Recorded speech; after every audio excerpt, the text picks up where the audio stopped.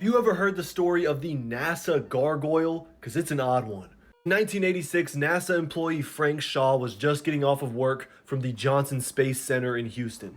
Walking back to his car in the parking lot, he happened to glance up at the building, and perched on the top was a gargoyle type creature, jet black, two wings coming out of its back, and humanoid looking, more or less. Creature seemed to almost revel in the fact that he was spotted, and that Shaw looked so terrified and was frozen in fear looking at this thing.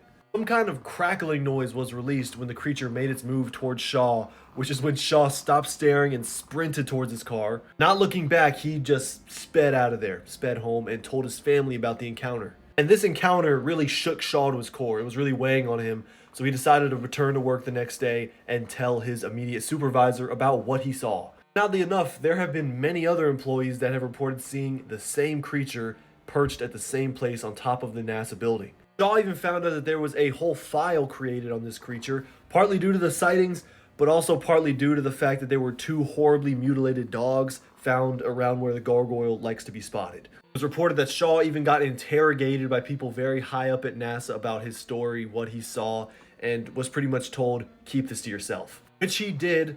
At some point, he eventually passed away, and 20 years after the incident, his daughter was the one that released the story. And what the hell this thing is, why it's hanging out on top of a NASA building, why higher ups at NASA were telling him to be all hush hush about it, who really knows? Anything is just speculation. Maybe it's just some pissed off alien creature that finds enjoyment in scaring NASA employees. In fact, obviously, the whole story is speculation. There's no evidence that a gargoyle was hanging out up there besides eyewitness accounts. But nonetheless, I thought it was a pretty interesting story.